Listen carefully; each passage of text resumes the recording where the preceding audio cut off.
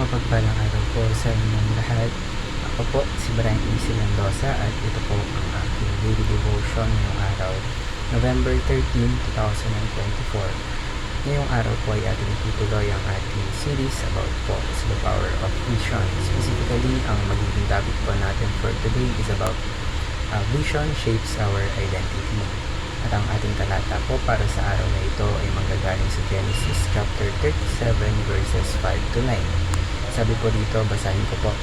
Joseph had a dream, and when he told it to his brothers, they hated him all the more. He said to them, "Listen to this dream I had.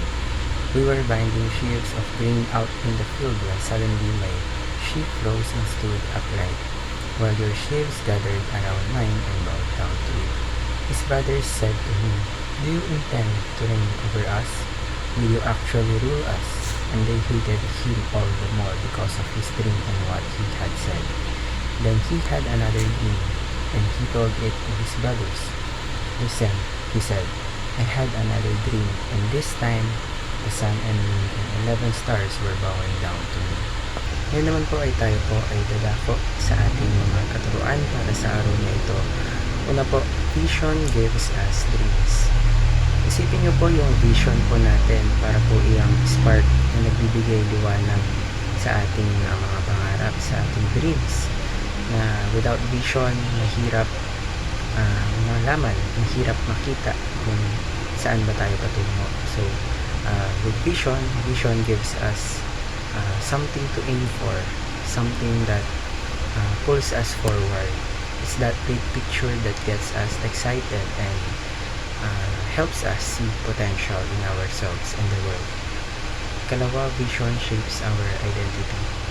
So, yung vision po natin, it doesn't just give us dreams. So, sineshape rin niya kung sino ba tayo. So, when you have a strong vision, it changes kung paano natin punta yung sarili natin. It aligns your choices, values, and priorities with what truly matters. So, imagine nyo po, it acts as a filter through which you see the world. It influences everything from your relationships to the way you spend your time. And lastly po, is vision carries us through. So, minsan, ang buhay mahirap and lahat naman tayo is nag-face o may mga hinaharap na challenges, problema. Pero sa tulong po ng vision, when we have a clear vision, it gives us the strength to push through those hard times. So, when we know where we're going and why it matters, we're more resilient. So, with vision, it can help us na ma-overcome yung challenges, yung fear, yung problems, and to keep moving forward. So, even when things feel complicated, sa tulong ng vision, mas nalilesen yung challenges at mas binibigyan tayo ng strength para magpatuloy. So, paano po natin ito i-apply sa ating mga buhay? Una po, embrace your identity as a Christian. So, embracing your identity as a Christian means living with purpose and love, following Jesus and letting that shape your decisions and interactions. So, ito po yung nagsisilbing foundation ng vision natin, your compass for life.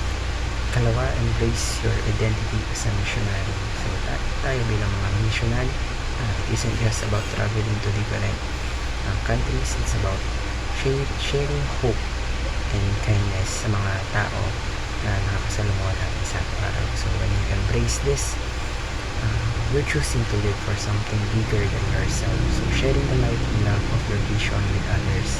And lastly po, is embrace your identity as a conqueror.